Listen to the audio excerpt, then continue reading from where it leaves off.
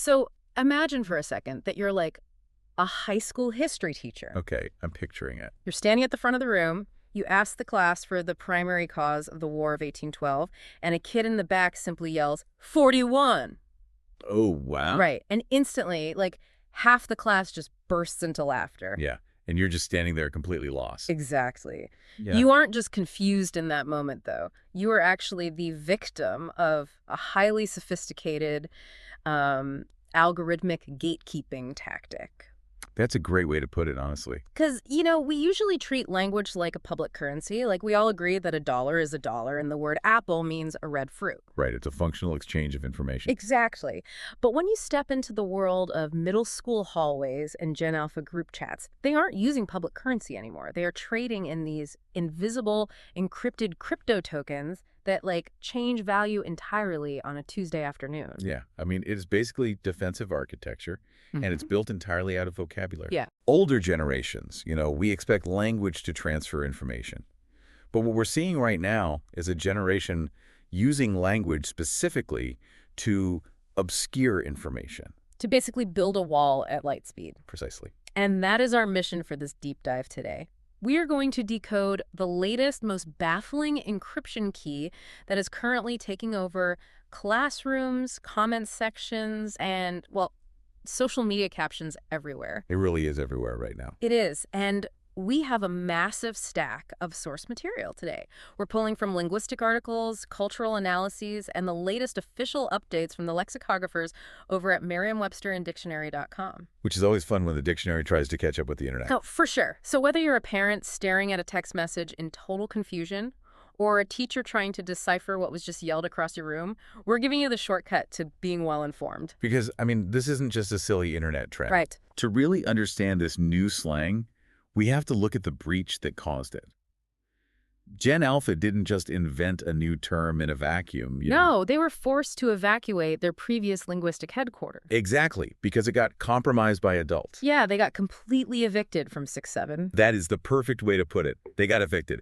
For the last year, 6-7 was the undisputed heavyweight champion of youth slang. Oh my gosh, if you spent any time on the internet or like anywhere near a teenager in the last 12 months, 6-7 was completely unavoidable. It really was. And looking at the origin story of 6-7 in our sources, it actually makes a lot of logical sense. Right, there's a clear lineage. Yeah, it started back in 2024 with a rap song called Doot Doot 6-7 by an artist named Skrilla.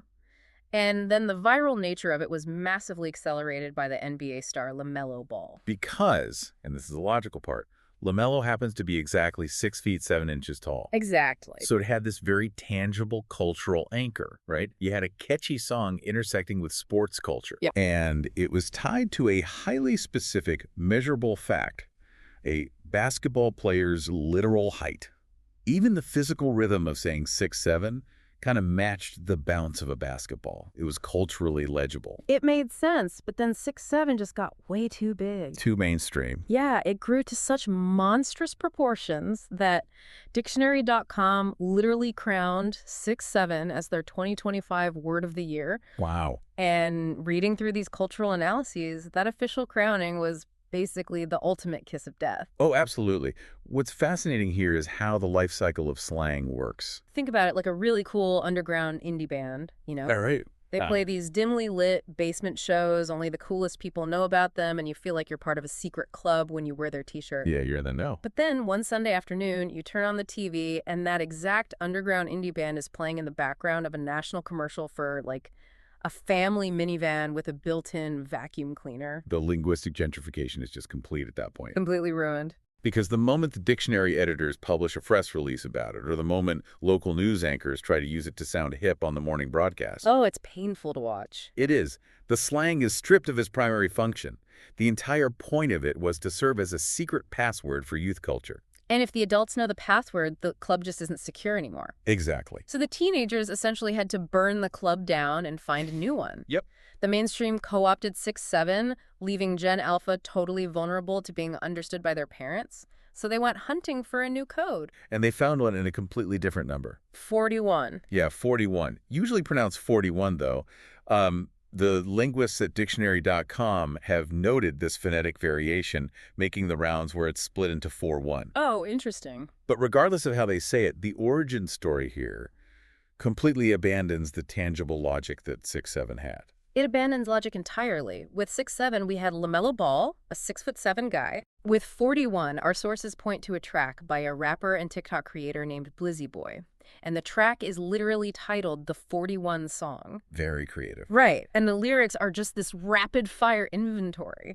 Blizzy Boy simply lists a bunch of random things that he claims to have exactly 41 of. He just repeats the number enough times in quick succession that it hammered its way into the cultural consciousness. Yeah. He basically weaponized repetition. Yeah. It wasn't about a clever metaphor. It was just about auditory saturation. Okay, let's unpack this for a second, though, because the timeline here is what I just cannot wrap my head around. It's weird, right? It's so weird. According to our sources, Blizzy Boy first uploaded this track to SoundCloud way back in 2021. Right. In internet years, 2021 is the literal Stone Age. I mean, we are talking about a different geological era of digital culture. Prehistoric, basically. Yet it wasn't until the end of 2025 that this repeated 41 motif suddenly caught on with tweens and teens. How does a relatively obscure track sit dormant in the digital archives for 4 full years, only to suddenly resurrect and become the defining slang of late 2025 and 2026? Well, it's because we're assuming the internet operates on a linear timeline, and it absolutely does not anymore. Okay, what do you mean? The social media algorithms that dictate youth culture, specifically the For You pages on TikTok or the recommendation engines on SoundCloud, they've created this completely flattened sense of time. So the algorithm doesn't care if a song was minted yesterday or like 4 years ago? Not at all. The algorithm is entirely agnostic to the chronological release date.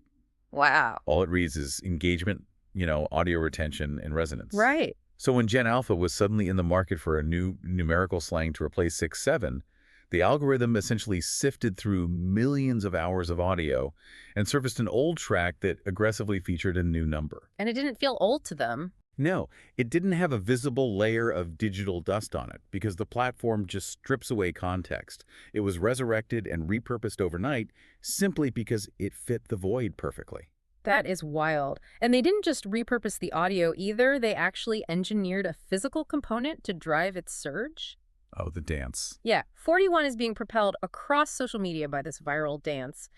And the way our cultural sources describe this dance is just fascinating. They characterize it as an inverted 6-7 dance. A literal physical repudiation of the predecessor. Exactly.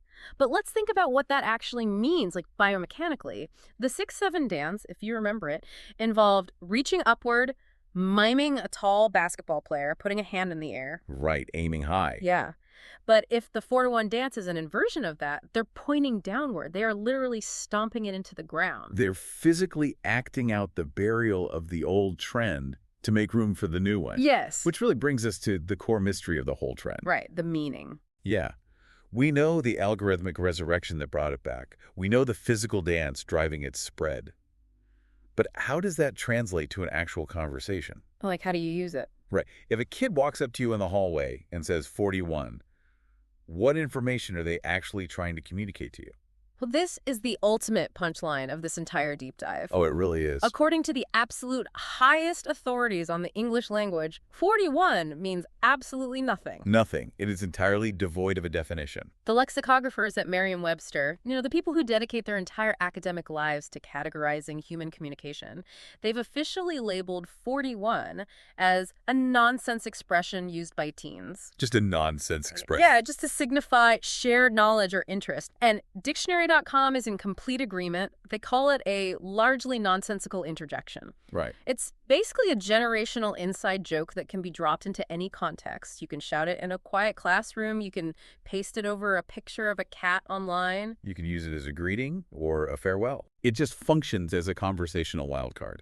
So what does this all mean, though? I have to push back on this a little bit. Okay, go for it. You can't just have a slang word that means absolutely nothing. Like, even abstract slang has a situational vibe, right? Sure. Like, cool or lit or bet, they all imply agreement or excitement. Right. They have a function. Yeah. Or sus implies suspicion. Are you telling me these kids are just barking a random integer into the void with zero semantic weight? I'm telling you exactly that. Yeah. But this raises an important question, right?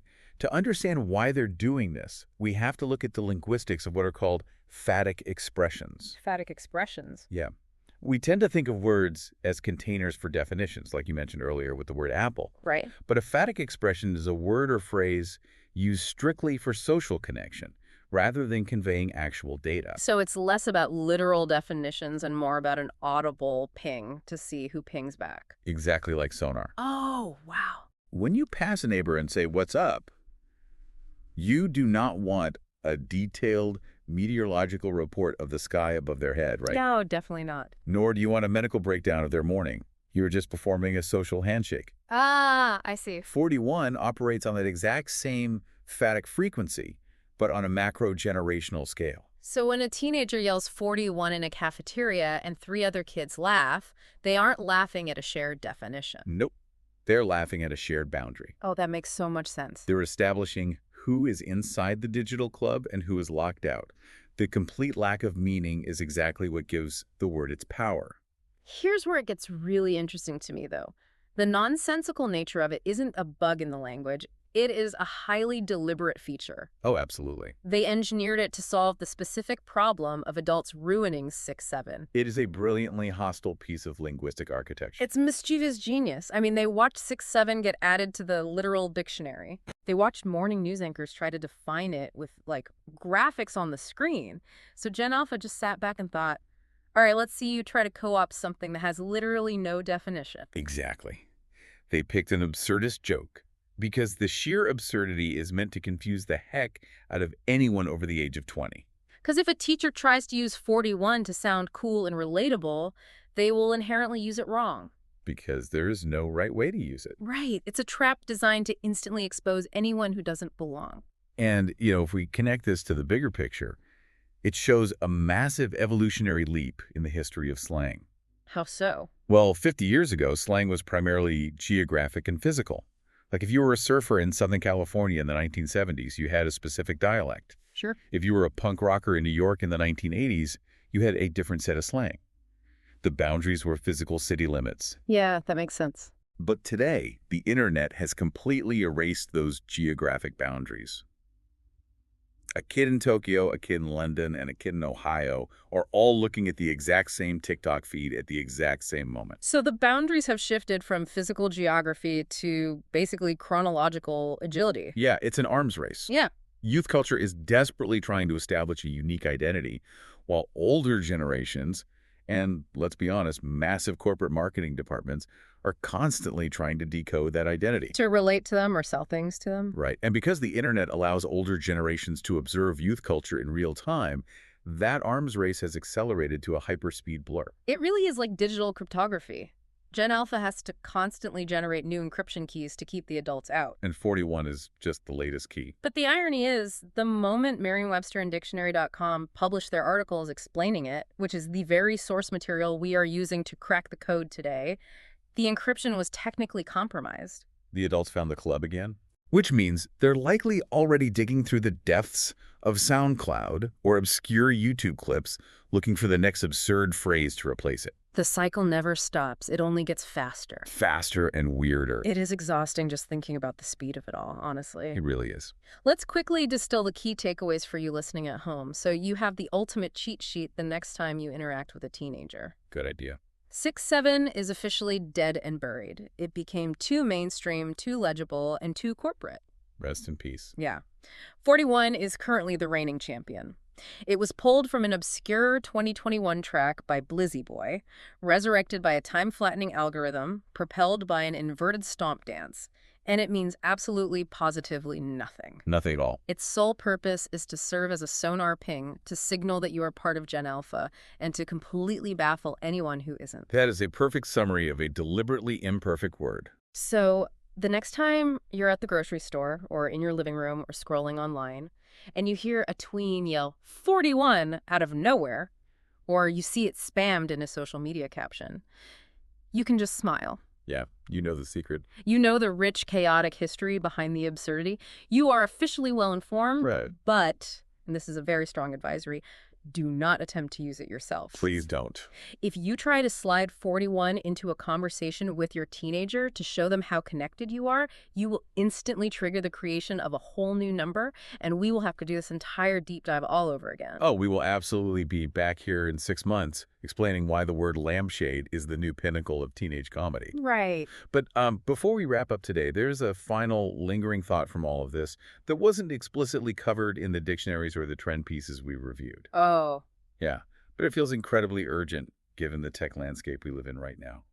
Okay, I am all ears. Where does this go next? Think about the billions of dollars currently being poured into artificial intelligence. Oh, yeah. Everywhere. We are building massive technological systems, right? Sentiment analysis AI, predictive text models, algorithmic marketing engines, and they are entirely designed to read our digital text and figure out what we want. Yeah, to predict our behavior. Exactly. The entire premise of these large language models relies on context windows and tokenization. Right.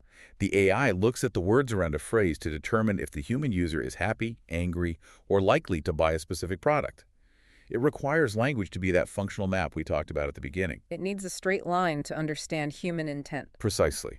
But if Gen Alpha is intentionally shifting towards slang that is completely nonsensical, devoid of context, and designed purely to baffle outsiders, how are those algorithms going to handle this? Oh, wow. When 1 million teenagers spam the number 41 in the middle of a sentence about pizza or a video game, the AI's context window completely shatters. Right, because it doesn't mean anything. Exactly.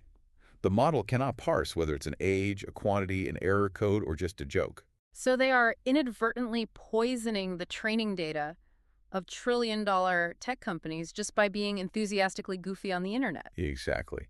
We're out here trying to build perfect machines that understand human intent, assuming that humans always want to be understood. But they don't. Right. Oh, but 41 proves that the next generation might not need complex privacy software to evade corporate tracking. Yeah. They might just break the most advanced sentiment algorithms on Earth purely through the sheer power of absurdity. That is wild to think about. The multi-billion-dollar AI industry brought to its knees by an inverted dance and a random number from a 4-year-old SoundCloud track. It's kind of hilarious. It really brings us right back to the beginning. We expect language to be a functional public currency, but it turns out Gen Alpha doesn't want to use our currency at all. They're perfectly happy just crashing the market.